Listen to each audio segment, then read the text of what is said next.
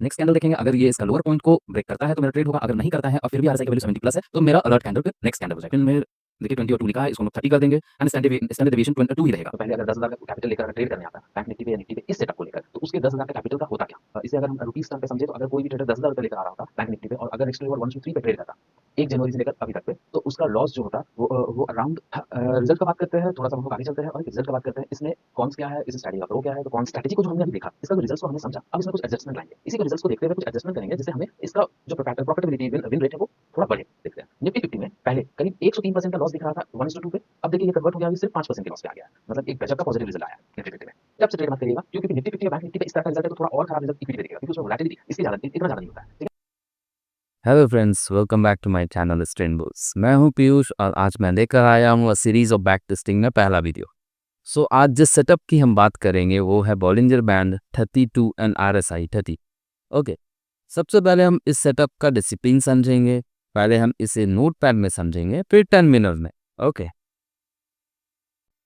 हाँ तो दोस्तों, ये लीजिए मेरा नोट पैड ओपन हो गया ना। इस सेटअप के लिए हमें दो इंडिकेटर्स की ज़रूरत होगी, एक Bollinger band and next RSI.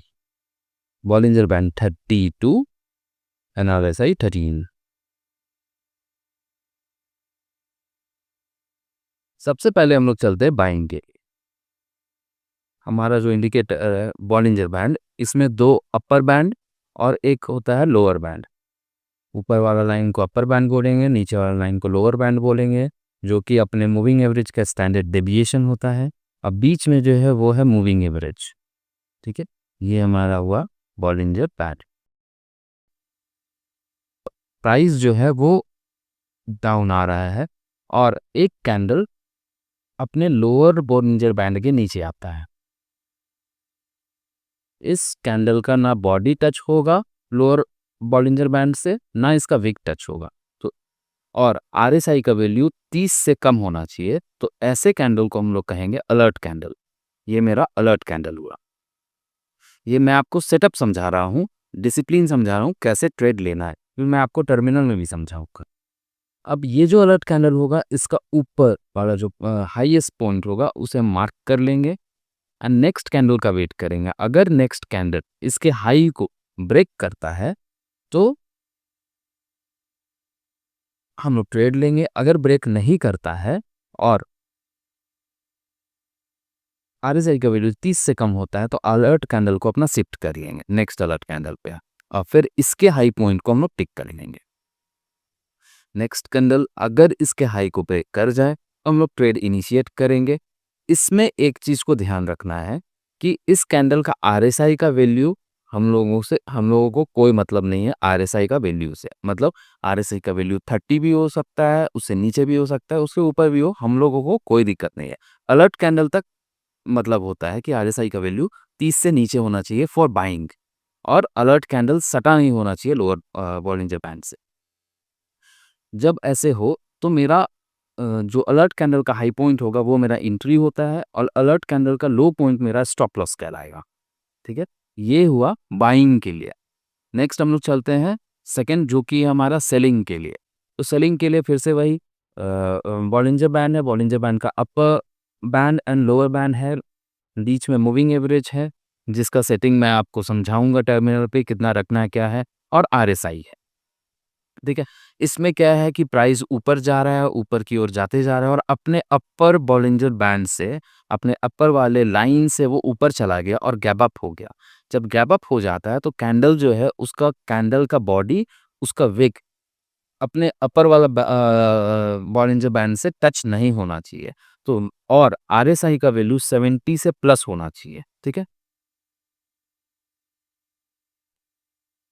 RSI का वैल्यू 70 प्लस होगा। नेक्स्ट कैंडल देखेंगे, अगर ये इसका लोअर पॉइंट को ब्रेक करता है तो मेरा ट्रेड होगा। अगर नहीं करता है और फिर भी आरएसआई का वैल्यू 70 प्लस है तो मेरा अलर्ट कैंडल फिर नेक्स्ट कैंडल हो जाएगा। फिर अगर वो ब्रेक नहीं करता है तो थर्ड कैंडल बनेगा। थर्ड कैंडल का भी आरएसआई का वैल्यू 70 प्लस होना चाहिए, 70 प्लस। एंड इस कैंडल को अगर कोई कैंडल आए और ब्रेक कर जाए नीचे की ओर, तो फिर यहाँ पे मेरा ट्रेड इनिशिएट हो जाएगा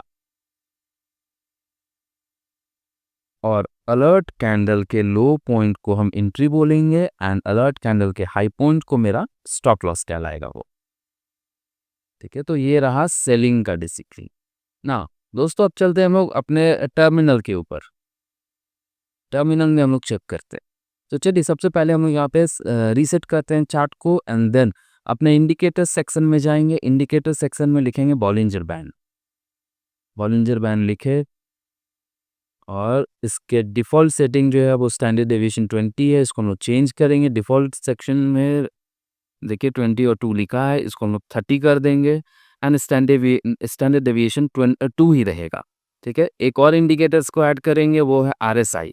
तो इसको हम लोग ऐड करते हैं RSI एक्स इंडिकेटर एंड इसके डिफ़ॉल्ट सेटिंग को चेंज करेंगे जो कि 14 होता है, इसको हम लोग करेंगे 13।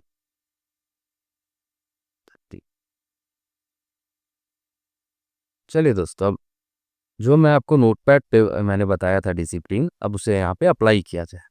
तो ट्रेड हम लोग यहाँ पे खोजते हैं। ट्रेड को खोजना आसान है, बस कैंडल्स को देखना है। अगर वो अपने अपर बॉलिंजर बैंड के अगर सेल पे देख रहे हैं तो अपर बॉलिंजर बैंड से अप होना चाहिए। जैसे ये जो कैंडल है ये टच है, इसीलिए ये कैंडल मेरा अलर्ट कैंडल नहीं होगा। ये इसके बाद वाला कैंडल जो है उसका ना बॉडी टच हो रहा है ना विक टच हो रहा है, इसीलिए ये मेरा अलर्ट कैंडल कहलाएगा। लेकिन आरएसआई का वैल्यू ज़्यादा होना चाहिए, तो आरएसआई का वैल्यू 81 है जो कि 70 से ऊपर है, तो ये मेरा अलर्ट कैंडल हो गया।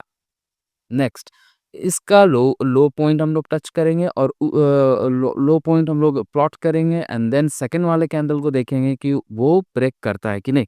तो पाए कि ये ब्रेक नहीं किया, इसीलिए मेरा ट्रेड इनिशिएट नहीं हुआ ना। अब इस कैंडल को चेक करेंगे ये मेरा अलर्ट कैंडल है या नहीं। तो सबसे पहले चेक करने के लिए इसका आरएसआई का वैल्यू देखेंगे। आरएसआई का वैल्यू 70 प्लस है एंड ये जो कैंडल है इसका बॉडी और विक दोनों टच नहीं कर रहा है मेरे अपर बॉलीजन बैंड से, इसीलिए मेरा अलर्ट कैंडल ये करेक्ट है। अब हम इसे अलर्ट कैंडल मानेंगे। तो इसका लोअर पॉइंट को प्लॉट करेंगे और नेक्स्ट कैंडल अगर ब्रेक कर जाए, जो कि इसमें ब्रेक कर गया, तो मेरा एंट्री इनिशिएट हो गया। तो इसका लोअर पॉइंट को अलर्ट कैंडल के लोअर पॉइंट को एंट्री बोलेंगे, अलर्ट कैंडल के अपर पॉइंट को स्टॉप लॉस मानेंगे और ये मेरा एक सेलिंग के लिए तैयार हो गया है। दोस्तों मैं फिर से बता दूं, रिस्क टू रिवॉर्ड अभी नहीं ये सब बात करेंगे, बस आप जाने कि एंट्री कैसे लेना है, स्टॉप लॉस कौन सा होगा ना। अब एक बाइंग का हम लोग ट्रेड को चेक करते हैं, उसको खोजते हैं बाइंग के लिए। ये देखिए एक यहाँ पर हमें बाइंग के लिए मिल चुका है। ठीक है, तो चलिए ना, देखिए ये एक कैंडल है। ये कैंडल का आरएसआई का वैल्यू जो है वो 30 से कम है, मतलब कि मेरा एक पॉइंट सही अलर्ट के लिए। दूसरा, इसका बॉडी और विक भी टच नहीं कर रहा, मतलब ये अलर्ट कैंडल है। लेकिन इसका जो हाई पॉइंट है उसको नेक्स्ट कैंडल ब्रेक नहीं किया, इसीलिए ट्रेड नहीं हुआ। नेक्स्ट कैंडल है अलर्ट कैंडल, ये कहलाएगा क्यों? क्योंकि आरएसआई का वैल्यू 30 से कम है। दूसरा, इसका बॉडी विक भी टच नहीं कर रहा, बट इसके बाद वाला कैंडल इसको क्रॉस नहीं किया। थर्ड वन, जो थर्ड कैंडल है ये टच नहीं कर रहा है, इसीलिए हम लोग इसके बाद ट्रेड नहीं रखेंगे, स्किप कर देंगे अभी के लिए। लेकिन कुछ देर बाद क्या होता है, इसके बाद का कैंडल एक और बनता है जो कि फिर से हम लोग देखें तो ना इसका बॉडी टच करता है ऊपर और आरएसआई का वैल्यू 30 से कम है, इसीलिए मेरा अलर्ट क्या रहेगा। बट इसके बाद वाला कैंडल नहीं ब्रेक किया, इसलिए ट्रेड इनिशिएट नहीं हुआ। नेक्स्ट कैंडल हम लोग देखें तो इस कैंडल का आरएसआई का वैल्यू 30 से कम है। अलर्ट जो है वो अलर्ट कैंडल हुआ और इसका जो हाई पॉइंट है इसको ब्रेक कर रहा है। अब यहाँ पे हम लोग का ट्रेड इनिशिएट हो गया। दोस्त तो यही है रिस्क टू रिवॉर्ड, हम लोग बाद में बात करेंगे। सेटअप यही है, यही डिसिप्लिन है। अब इसे हम लोग 1 साल तक बैक टेस्ट करेंगे, लार्ज नंबर ऑफ कैंडल्स के सैंपल्स पे चेक करेंगे और फिर आपको हम बताते हैं कि क्या होगा। हाँ तो दोस्तों, इससे पहले जो हमने समझा था वो था इस सेटअप का डिसिप्लिन, जो मैंने नोटपैड पे और टर्मिनल पे आपको अच्छे से दिखाया। ठीक है, अब आगे बढ़ते हैं और हम लोग जानेंगे कि इस डिसिप्लिन को लेकर जब हमने और हमारे टीम ने जब बैक टेस्ट किया करीब 1 लाख से ज़्यादा के कैंडल के सैंपल्स पे, तो उसका रिजल्ट्स क्या आया। ठीक है, तो हम लोग आगे बढ़ते हैं। तो दोस्तों सबसे पहले आपके स्क्रीन में दिख रहा होगा एक पीपीटी, उसके आधार से हम लोग चलेंगे। चलिए चलते हैं हम लोग आगे बढ़ते हैं। इसमें हम लोग जानेंगे कि विन रेट या प्रोबेबिलिटी। सबसे पहले ये जानते हैं विन रेट या प्रोबेबिलिटी क्या होता है। ठीक है, इसका मतलब होता है occurrence. How much time anything is occurring is the probability of that thing. ठीक है, जैसे कि एक कॉइन को लिए और टॉस किए, हेड और टेल आया। हेड और टेल जो आ रहा है वो उसका ऑकरेंस हुआ। कितने बार आएगा, तो ये लमसम 50% टाइम्स आता है। अब ये होता कैसे है, निकलता कैसे, तो ये एक लंबा टाइम का एवरेज निकलता है कॉइन टॉसिंग का, तब आता है 50% और 50%। उसी तरह इस स्ट्रैटेजी का, जो कि हमारा जो स्ट्रैटेजी है, इसका विन रेट या प्रोबेबिलिटी जो है वो है 46 to 48%। मतलब कि ये 46% विन करेगा, 48%, 46 to 48% ये विन करेगा। ठीक है, जो कि गलत चीज है। कम से कम इसको अबव होना चाहिए था 50% से, मतलब एटलीस्ट ये 50% होना चाहिए था। आप बस इस रिपोर्ट को समझते चले, आगे हम लोग सारे चीज पे एक कंक्लूजन निकालेंगे और इसके विन रेट को बढ़ाने के लिए क्या किया जा सकता है, इस स्ट्रैटेजी को कैसे ट्रेड करना, वो सारा चीज आगे देखेंगे हम लोग। तो अब हम लोग चलते हैं नेक्स्ट। नेक्स्ट है risk to reward best profit factor. इसका मतलब क्या, मतलब कि प्रॉफिट फैक्टर मतलब क्या होता है, कितना बार हम जीते डिवाइडेड बाई कितना पॉइंट हम लॉस कर दिए। मतलब टोटल पॉइंट गेन 100 हुआ, टोटल पॉइंट लॉस 50 हुआ, मतलब प्रॉफिट परसेंट कितना हुआ 100/50, दैट इज 2। उसी तरह से प्रॉफिट फैक्टर निकाल रहे हैं हम लोग। ये 1 से अधिक जो भी होगा, इसका मतलब गेनिंग का प्रॉफिटेबिलिटी ज़्यादा है, और अगर 1 से कम हुआ इसका मतलब लॉस ज़्यादा हो रहा है। ठीक है, तो अगर हम लोग देखेंगे बगल में निफ्टी 50 और बैंक निफ्टी में, तो 1:3 बैंक निफ्टी का, 1:2 निफ्टी 50 का में प्रॉफिट फैक्टर 1 से ज़्यादा है, मतलब प्रॉफिटेबल है। उसके बाद जितने भी है सब में देखिए वो 1 से कम है, मतलब लॉसेस है। ये देखिए बगल में बैंक निफ्टी और निफ्टी 50 है। बैंक निफ्टी में जो प्रॉफिट फैक्टर आ रहा है वो 1:3 आ रहा है, और निफ्टी 50 में जो प्रॉफिट फैक्टर आ रहा है वो 1:2 आ रहा है। और 1:1 में भी प्रॉफिट फैक्टर 1 से अधिक है, लेकिन 1 से बहुत ज़्यादा अधिक नहीं है। तो ब्रोकरेज और फीस देते हुए हम लोग लॉस में ही जाने वाले हैं, वो हम लोग को समझ आ रहा है यहाँ पे। ठीक है, और 1:3, 1:4, 1:5, 1:6 अगर हम लोग कैलकुलेट करें, तो देखिए सब में प्रॉफिट फैक्टर 1 से कम है, मतलब ये एक खराब सेटअप को दर्शा रहा है अभी तक।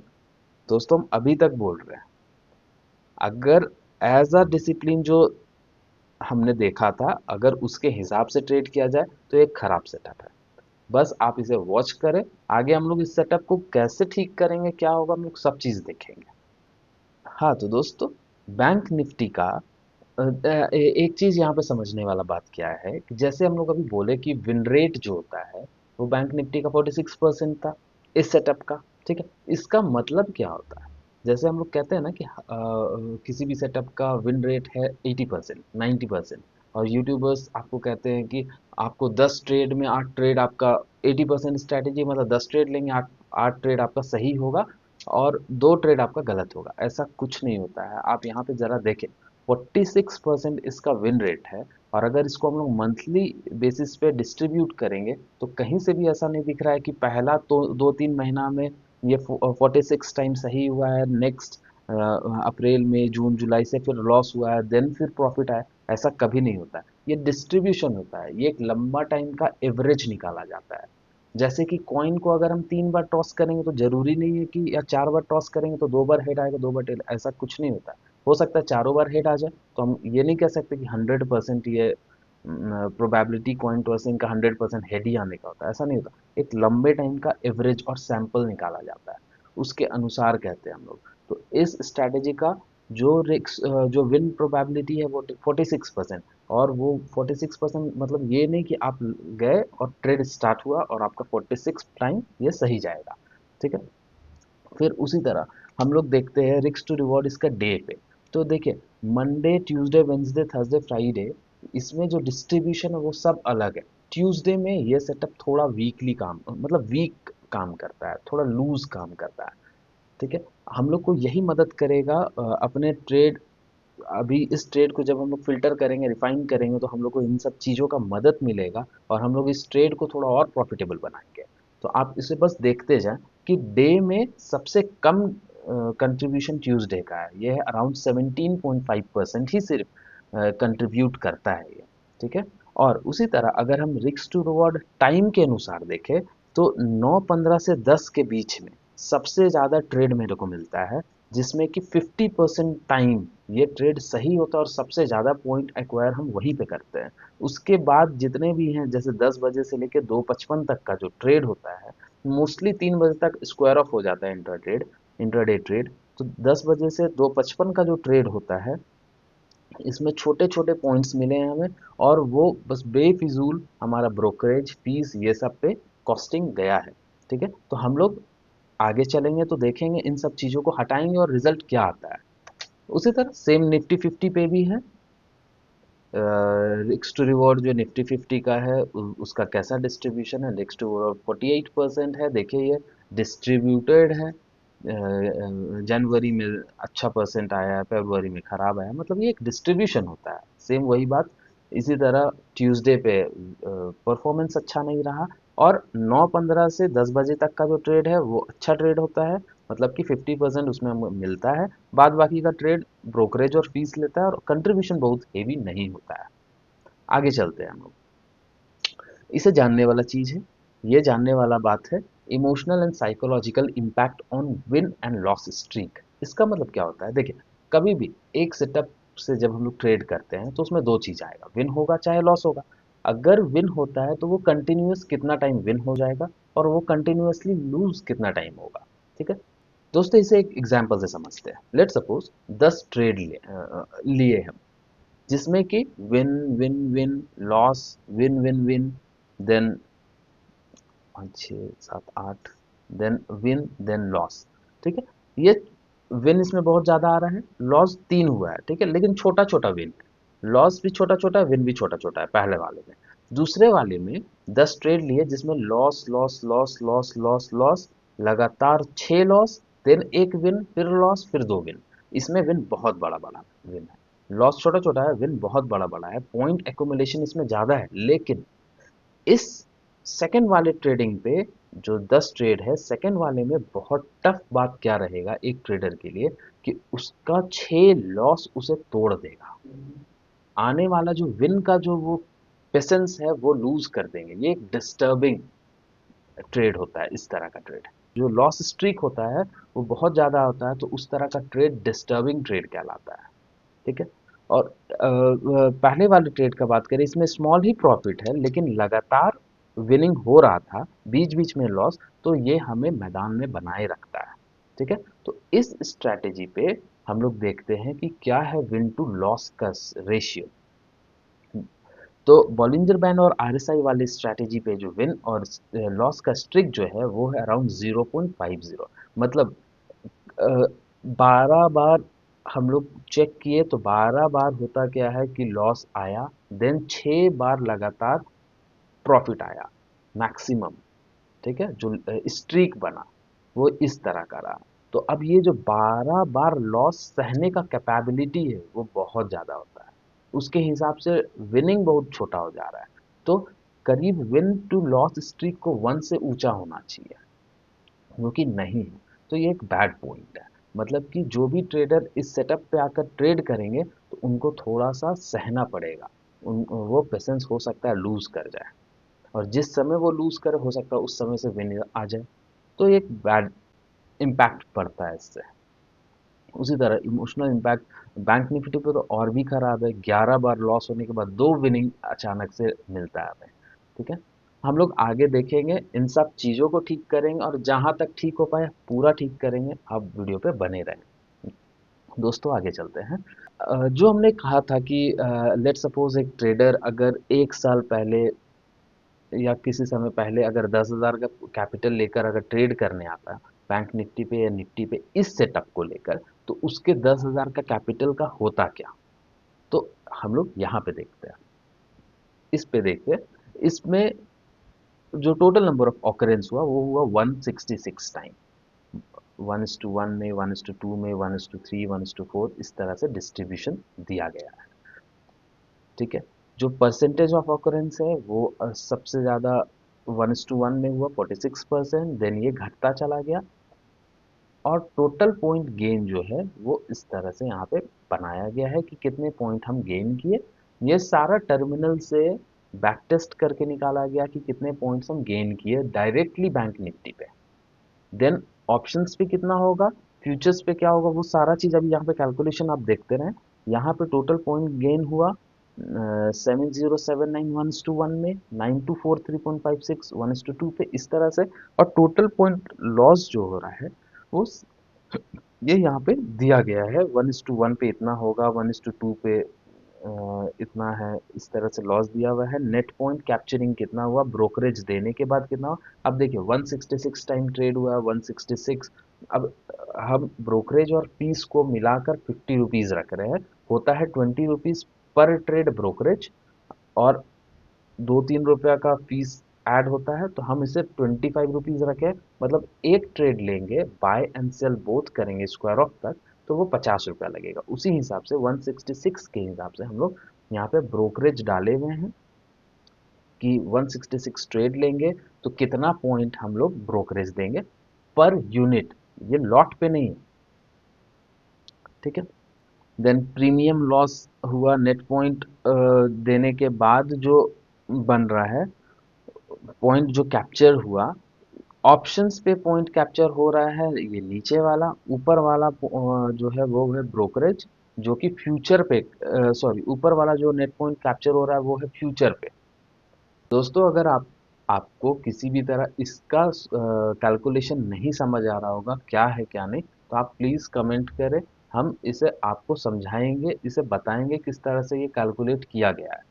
मैं बहुत ज़्यादा टाइम इस पे नहीं लेना चाहता हूँ कि इसका कैलकुलेशन कैसे है, किस तरह से किया गया, क्या, बस मैं रिजल्ट आपको बता रहा हूँ। जैसे बैंक निफ्टी पे हम लोग देखे थे 1:3 1:2 ये सब प्रॉफिटेबल था, 1:3 रिस्क टू रिवॉर्ड प्रॉफिटेबल था। देखिए उसमें भी नेट पॉइंट ऑप्शंस अगर करते तो 231 पॉइंट्स का लॉस ही है।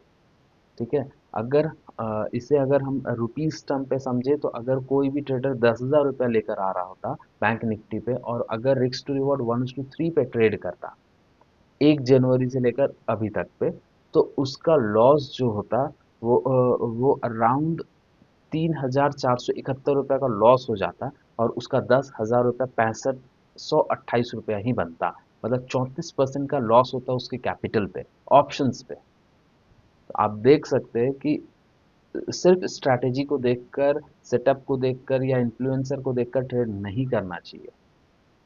इसी तरह निफ्टी 50 पे भी अगर हम लोग चेक करें 1:2 का निफ्टी 50 का रिस्क टू रिवॉर्ड अच्छा था। अगर हम 10,000 का कैपिटल को लेकर आ रहे होते तो हमारा 10,000 का कैपिटल में 363 रुपये और एक्स्ट्रा लग जाता, मतलब 10,000 तो लूज हो ही जाता, 100% का लॉस हो जाता। रिजल्ट का बात करते हैं, थोड़ा सा हम लोग आगे चलते हैं और एक रिजल्ट का बात करते हैं। इसमें कॉन्स क्या है, इस स्ट्रैटेजी का प्रो क्या है। तो कॉन्स हमें बहुत सारा मिला, जैसे कि विन रेट जो है वो 46 to 48% है, इसे अराउंड 50% होना चाहिए था, एटलीस्ट कम से कम तो 50% होना चाहिए था। ठीक है, दूसरा अगर हम लोग चेक करें तो इसका प्रॉफिट फैक्टर भी बहुत ही ज़्यादा कम था, 1.06 जो मैक्स था 1:3 का। ठीक है, तो ये ज़्यादा होना चाहिए था, प्रॉफिट फैक्टर थोड़ा ज़्यादा होना चाहिए, तब हमें रिस्क टू रिवॉर्ड ज़्यादा मिलता है। ठीक है, तो ये 0.006 है, ये ब्रोकरेज और एक्स्ट्रा फीस देने के बाद लॉस ही जाता है, आप देखे थे इससे पहले। नेक्स्ट, इसका विन टू लॉस जो स्ट्रीक रेशियो है वो भी 1 से कम है, मतलब कि पेशेंशियली अगर देखा जाए तो एक ट्रेडर थोड़ा डिस्टर्ब हो जाएंगे इस सेटअप से अगर ट्रेड करने लगे तो। प्रो का बात करें तो इस स्ट्रैटेजी को इम्प्लीमेंट करना ईजी है, वो एक छोटा सा सिंपल सा मेथड है, जो कि आप मेथड आपने समझा था पहले, बस उसे देखना है और ट्रेडिंग स्क्रीन पे आपको बैठे नहीं रहना है। तो ये इजी इम्प्लीमेंटेशन के लिए ये एक इसका प्रोज है। ठीक है, हाँ तो दोस्तों इस स्ट्रैटेजी को जो हमने अभी देखा, इसका जो रिजल्ट्स को हमने समझा, अब इसमें कुछ एडजस्टमेंट लाएंगे, इसी को रिजल्ट्स को देखते हुए कुछ एडजस्टमेंट करेंगे जिससे हमें इसका जो प्रॉफिटेबिलिटी विन विन रेट है वो थोड़ा बढ़े। ठीक है, उसके लिए क्या क्या एडजस्टमेंट करना है और इसे आप एकदम ध्यान से समझें। अगर आपको इस स्ट्रैटेजी के थ्रू ट्रेड करना है तो इस एडजस्टमेंट को एकदम आप लिख ले कहीं पे, यही एडजस्टमेंट को आपको ध्यान रखना है और इसके अनुसार करना है। तो पहला एडजस्टमेंट ये है कि अगर आप निफ्टी 50 पे ट्रेड करते हैं तो मैक्स पॉइंट निफ्टी 50 पे 100 पॉइंट का ही मैक्स स्टॉप लॉस रखना है निफ्टी 50 पे। ठीक है, जो कि आपका ऑप्शन में ये 50% होता है, 0.45 एटीएम पे होता है, लेकिन आपको निफ्टी 50 पे बता रहे हैं। निफ्टी 50 का आप जब ग्राफ लगाएंगे वो आपका जो होगा वो मैक्स लॉस निफ्टी 50 के ग्राफ पे 100 पॉइंट्स का होना चाहिए। बैंक निफ्टी के ग्राफ पे आपका मैक्स जो स्टॉप लॉस होना चाहिए वो 200 पॉइंट का होना चाहिए। अगर कोई भी कैंडल 200 पॉइंट से ज्यादा का स्टॉप लॉस दे रहा है तो उसे आप खिसकाकर 200 पॉइंट पे कर देंगे। वो आपको लॉस दे दे चलेगा, लेकिन 200 पॉइंट से ज्यादा बैंक निफ्टी पे लॉस आप नहीं ले सकते हैं। उसी तरह निफ्टी पे 100 पॉइंट से ज्यादा का लॉस नहीं लेना है। तीसरा, इस ट्रेड पे चाहे आप निफ्टी 50 पे करते हो या फिर बैंक निफ्टी पे करते हो, आपको ट्यूसडे को स्किप करना है। ट्यूसडे के दिन ये स्ट्रैटेजी वर्क बहुत कम करता है, इसे आप उस दिन छोड़ देंगे। ठीक है। चौथा, अगर इंट्राडे ट्रेड कर रहे हो तो आपको 5 मिनट पे करना है। ठीक है, तो वो जो 5 मिनट पे आप कर रहे हो तो अपनी 9:15 से 10 के बीच में अगर ट्रेड मिल जाए तो आप ट्रेड लेंगे। उसके बाद 10 के बाद 10:05 के बाद जितना भी ट्रेड आपको दिखेगा मिलेगा, बॉलिंजर बैंड से अप जाएगा आपको मिलेगा, आप ट्रेड नहीं लेंगे। तो ये 4 पॉइंट्स को आपको ध्यान रखना है।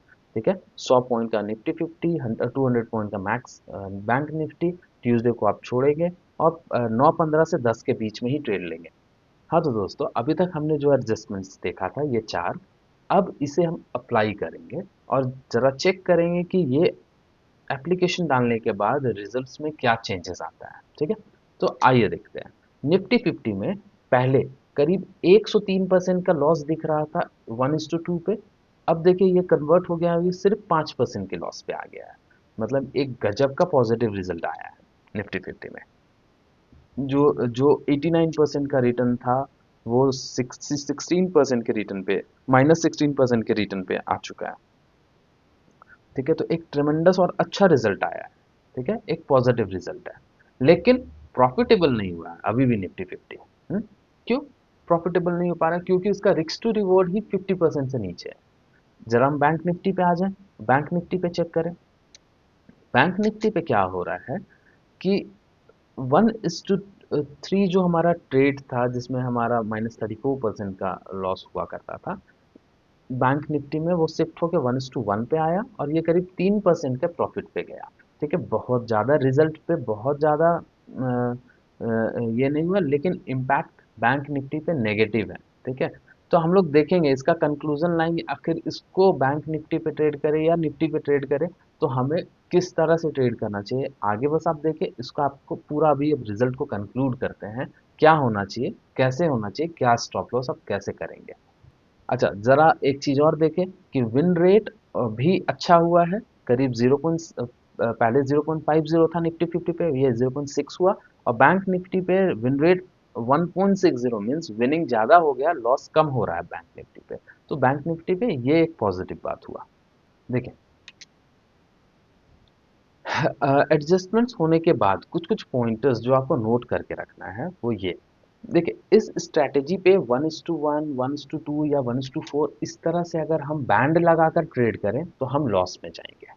ठीक है, तो हमें याद रखना है कि रिस्क टू रिवॉर्ड को हमें ट्रेल करना है, चाहे हम निफ्टी 50 पे कर रहे हो या बैंक निफ्टी पे कर रहे हो। अगर इक्विटी पे कर रहे हो तो इस सेटअप से ट्रेड मत करिएगा। क्यों? क्योंकि निफ्टी 50 या बैंक निफ्टी पे इस तरह का रिजल्ट है तो थोड़ा और खराब रिजल्ट इक्विटी पे दिखेगा, क्योंकि उसमें वोलेटिलिटी इसके ज़्यादा इतना ज़्यादा नहीं होता है।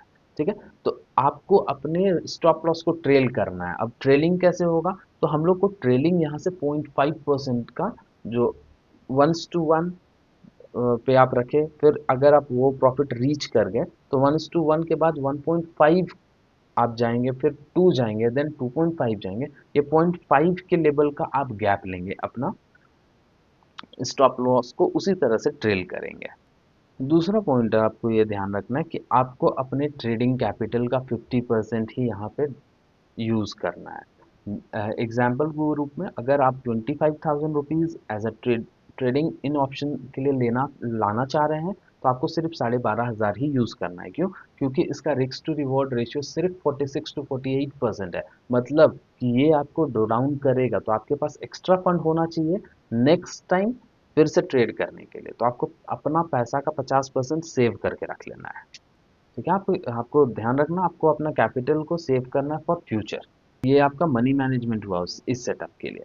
नेक्स्ट, थर्ड वन, आप एकदम ध्यान रखें कि बिगिनर अगर आप हैं, बिगिन कर रहे हैं ऑप्शन ट्रेडिंग पे या फिर ट्रेडिंग के कैरियर पे, तो इस स्ट्रैटेजी से बिल्कुल मत चलिए। ये स्ट्रैटेजी एकदम अवॉइड करिए, ये स्ट्रैटेजी बिगिनर्स के लिए ठीक नहीं रहेगा। तो दोस्तों, यहाँ तक था ये पूरा सेटअप्स का डिसिप्लिन, सेटअप का इवोल्यूशन, सेटअप में एडजस्टमेंट करने के बाद रिजल्ट क्या हुआ, और कुछ इम्पोर्टेंट, मैं और हमारी टीम इसी तरह से खूब मेहनत करके आपके लिए एक अच्छा कंटेंट लाने का कोशिश करते हैं, जिसमें हम आपको बताना चाहते हैं कि जो भी यूट्यूबर्स हो, इन्फ्लुएंसर, कहीं से भी कोई गलती नहीं है उनका। मैं बस ये बताना चाहता हूँ कि जो भी सेटअप्स आता है यूट्यूब पे इन्फ्लुएंसर्स के द्वारा, तो उसमें जो वो कहते हैं कि 60% 70% का विन रेट है और थोड़ा सा बैक टेस्ट करके दिखाते हैं, तो उसमें जो हम लोग जैसे रिटेल ट्रेडर्स होते हैं वो फंस जाते हैं। मैंने अपना पैसा गंवाया है, और मैं ये नहीं चाहता हूँ कि ये चीज़ आपके साथ हो। मैं और हमारी टीम मेहनत कर रहे हैं। अगर आपको इस तरह का मेहनत हमारा पसंद आता है, तो प्लीज़ हमें सपोर्ट करें, हमें सब्सक्राइब करें और शेयर करें, कि हमारा चैनल ग्रो हो और ज़्यादा से ज़्यादा लोगों तक पहुँचे और उनके कैपिटल जो हार्ड अर्न मनी है वो सेव हो। थैंक यू दोस्तों।